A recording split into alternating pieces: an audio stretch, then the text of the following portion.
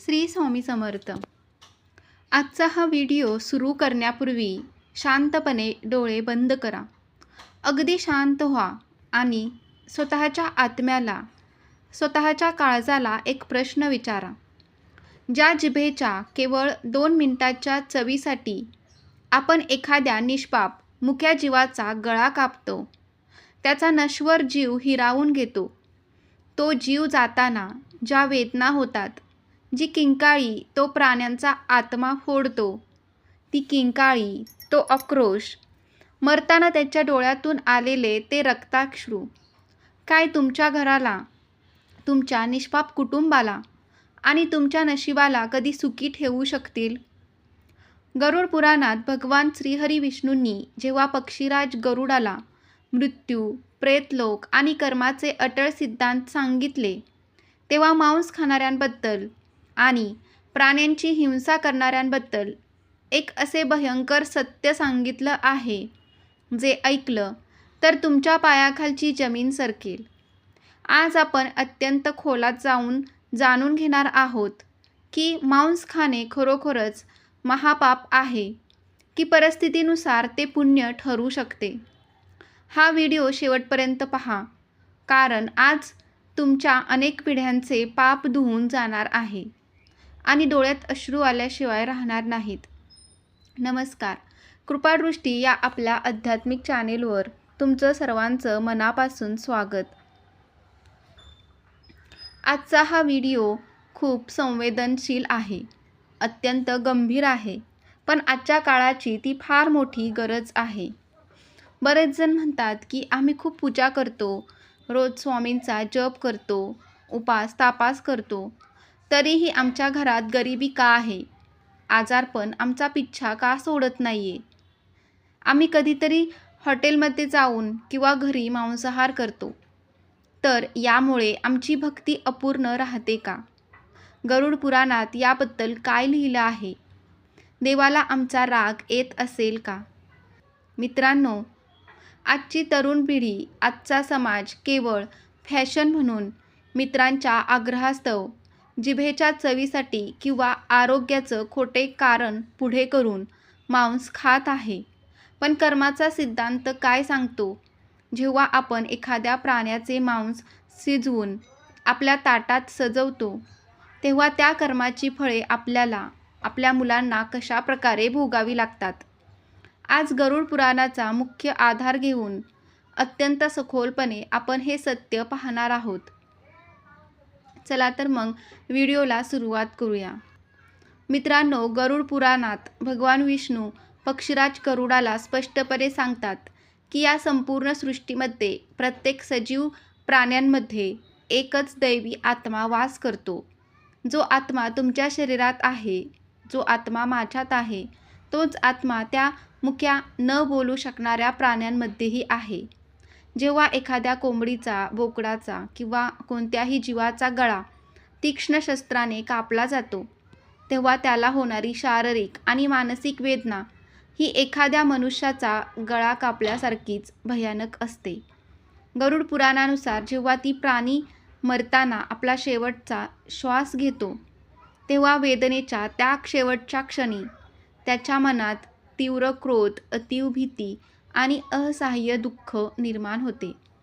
विज्ञानालाही हे मान्य आहे की भीतीपोटी प्राण्यांच्या शरीरात विषारी हार्मोन्स तयार होतात. शास्त्र सांगते की हे नकारात्मक भाव त्याच्या संपूर्ण शरीरात, रक्तामांसात आणि हाडांमध्ये पसरतात. आणि जेव्हा तुम्ही ते मांस अत्यंत आनंदाने मसाले लावून शिजवून खाता, तेव्हा तुम्ही केवळ अन्न खात नसून त्या प्राण्याचा शेवटचा आक्रोश, त्याची भीती, त्याच्या मरणयातनेचे दुःख तुमच्या शरीरात आणि मनात साठवून घेत असता. हे तामसिक अन्न तुमच्या विचारांना हिंस्र बनवते. गरुड पुराणात आणि आपल्या अनेक प्राचीन उपनिषदांमध्ये मांस या 2 अक्षरी शब्दांची एक अत्यंत गूढ, अद्भुत आणि मनाचा थरकाप उडवणारी व्याख्या दिली आहे. आपल्या शास्त्रामध्ये एक श्लोक येतो, मां स भक्षयिता अमुत्र यस्य मांस इहादम्य अहम.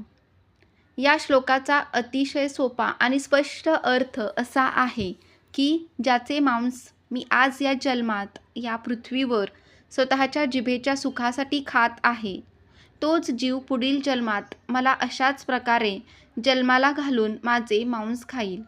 हा निसर्गाचा, कर्माचा असा अकाट्य आणि कठोर नियम आहे, जो स्वतः सृष्टीचा विधातासुद्धा बदलू शकत नाही.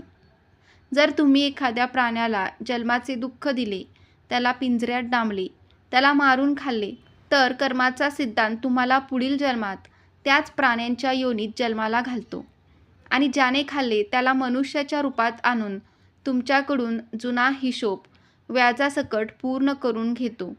यालाच शास्त्रात ऋणानुबंध आणि कर्माचा फेरा म्हटलं आहे. गरुड पुराणाच्या प्रेतकल्पामध्ये आणि धर्मकांडात भगवान श्रीहरी विष्णूंनी यमलोकातील 28 वेगवेगळ्या भयानक नरकाचे आणि तिथल्या शिक्षांचे अत्यंत सविस्तर वर्णन केले आहे. त्यापैकी मांसाहार करणाऱ्यांसाठी आणि प्राण्यांची क्रूर हत्या करणाऱ्यांसाठी एक अत्यंत भयंकर नरक राखीव आहे, ज्याचे नाव आहे कुंभीपाकम नरक. जे लोक केवळ स्वतःच्या शरीराच्या पोषणासाठी किंवा जिभेच्या सुखासाठी निष्पाप प्राण्यांची हत्या घडवून आणतात, स्वतः कसाई बनून प्राण्यांचे गळे कापतात किंवा ते मांस विकत घेऊन घरात आनंदोत्सव साजरा करतात, त्या सर्व पाप्यांना मृत्यूनंतर यमदूत अत्यंत पाशवी पद्धतीने बांधून यमलोकातील या कुंभीपाकम नरकात घेऊन जातात. या नरकात महाकाय धगधगते आणि उकळत्या तेलाचे प्रचंड मोठे लोखंडी कढई असतात. ज्याप्रमाणे मनुष्याने त्या प्राण्याला मसाल्यात तेलात तळून खाल्ले, अगदी त्याच कर्माची परतफेड म्हणून यमदूत त्या पापी मनुष्याच्या सूक्ष्म आत्म्याला त्या उकळत्या खदखदणाऱ्या तेलाच्या कढईत जिवंत टाकतात. तो आत्मा तिथे हजारो वर्ष वेदनेने ओरडतो, किंचाळतो, रडतो, पण यमदूतांना त्याची दया येत नाही. तिथून सुटका मिळवण्याचा कोणताही मार्ग नसतो. आपल्या सनातन हिंदू शास्त्रानुसार अन्न हे केवळ आपल्या शरीराचे पोषण करत नाही, तर ते आपल्या मनाची, विचारांची आणि बुद्धीची निर्मिती करते. म्हणूनच म्हणतात, जसे अन्न तसे मन आणि जसे मन तसे जन.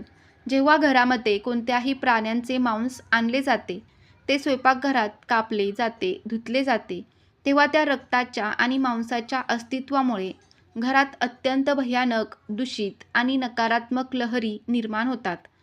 गरुड पुराणानुसार ज्या घरामध्ये प्राण्यांचे मृत शरीर शिजवले जाते, त्या घराला शास्त्रामध्ये स्मशान मानले गेले आहे. अशा घरातून घरातील कुलदेवता, कुलदेवी, पितर आणि सुखसमृद्धी देणारे सात्विक देव अत्यंत नाराज होऊन घर सोडून निघून जातात. आणि ज्या घरात देव नसतात, तिथे विनाशाची देवता अलक्ष्मी आणि कलह यांचा कायमचा वास सुरू होतो. यामुळेच अशा घरामध्ये पैशाची नेहमी चणचण भासते. घरात पैसा येतो, पण तो आजारपणात, कोर्ट कचेरीत किंवा व्यसनात वाहून जातो. पती पत्नीमध्ये किंवा आई मुलांमध्ये विनाकारण टोकाचे वाद होतात. गरुड पुराणात पितरांच्या तृप्तीला, श्राद्धाला आणि त्यांच्या मुक्तीला खूप मोठे आणि सर्वोच्च स्थान दिले आहे. आपले पूर्वज ज्यांनी हे शरीर दिले, ज्यांच्या कुळात आपण जन्म घेतला, ते आज पितृलोकातून नेहमी आपल्या कर्मावर, आपल्या आचरणावर बारीक लक्ष ठेवून असतात.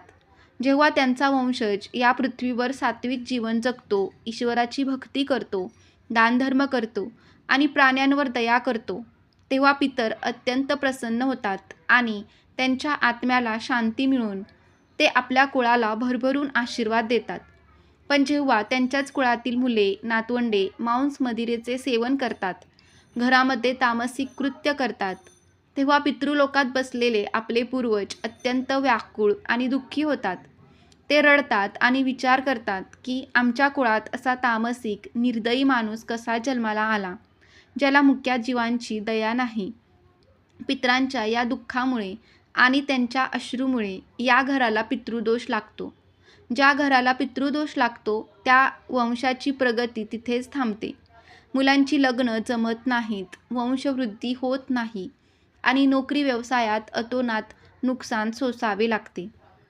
श्रीमद भगवद्गीतेत आणि गरुड पुराणात मानवी अन्नाचे 3 मुख्य प्रकार सांगितलेले आहेत: सात्विक, राजसिक आणि तामसिक.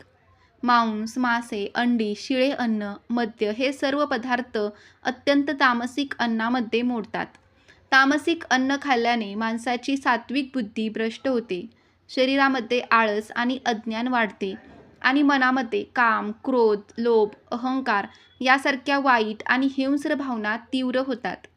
आध्यात्मिक शास्त्र सांगते की जेव्हा तुम्ही मांस खाता तेव्हा तुमची आध्यात्मिक ऊर्जा ही चक्रामधून वर न चढता अगदी खालच्या म्हणजे मूलाधार चक्रात अडकून पडते.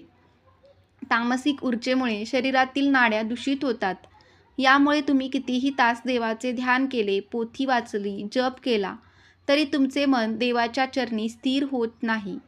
ते सतत इकडे तिकडे भटकत राहते.